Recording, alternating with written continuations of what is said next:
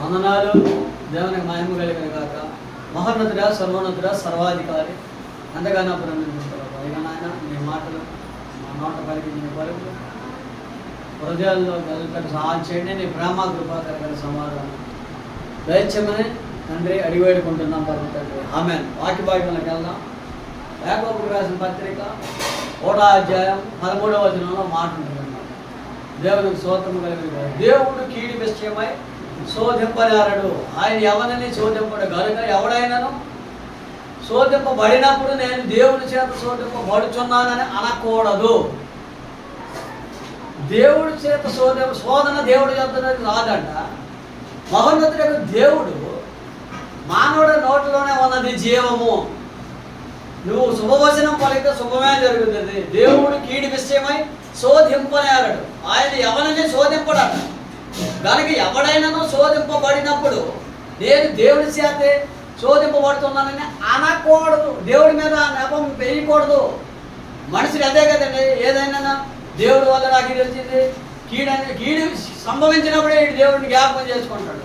శుభం సంభవించినప్పుడు మహోన్నతులకు దేవుడు నన్ను ఆశీర్వదించాడు, నాకు అద్భుతం జరిగింది, నాకు ఆశ్చర్యకార్యం జరిగింది, నాకు గొప్ప కార్యం జరిగిందని దేవుడితో నేను మానవుడు నోటితో ఒప్పుకోడు. ఎందుకంటే వీడి హృదయంలో ఏముంటుంది? దేవుడు కీడి విషయంలో శోధింపని ఆరాడు అంటే కీడు దేవుడు యొక్క రాదని దేవుడు చెప్తుంటే మనిషి మాత్రం డిసైడ్ చేస్తాడు. ఇది దేవుని, అయ్యో దేవుడు నాకు ఎందుకు ఇలా చేశాడే, అయ్యో దేవుడు ఎందుకు పాపం నాకు ఎలా బాధలు పెడతాడంటే, నాకు ఇలాగైంది, నాకు అలాగైంది, దేవుడి నుంచి వచ్చింది అనుకుంటాడు. దేవుడి మీద నెపము మోపకూడదు. దేవుడు కీడు విషయమై శోధింపబడనేరడు. ఆయన ఎవరైనా శోధింపబడ కనుక ఎవడైనా అన్నప్పుడు దేవుని చేత శోధింపబడడం అనకూడదు, పడ్డానని అనకూడదట. ప్రతి వాడు తన స్వకీయమైన దురాశ చేత ఏరవబడి మరుగున కోల్పోబడిన వాడే శోధింపబడును. ఎదుటి వారిని మోసం చేయాలనే ఆలోచన ఎప్పుడైతే మనిషికి ఉండదో, మనిషి ఉద్దేశం బాగులేదు, మనిషి ఆలోచన బాగులేదు, మానవుడు తలంతులు బాగులేదు, మానవుడు చూపు కానీ ఆలోచన కానీ ఏది బాగులేకపోయినా అది శోధన. ఆ శోధన అనేది దేవుడి యొద్ద నుంచి వచ్చిందని అనకూడదు.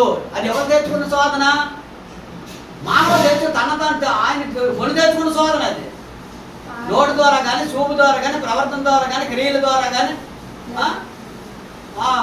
అది మానవుడు తెచ్చుకున్న శోధన. అది దేవుడి మీద పెడితే దేవుడు దాన్ని అంగీకరిస్తాడా?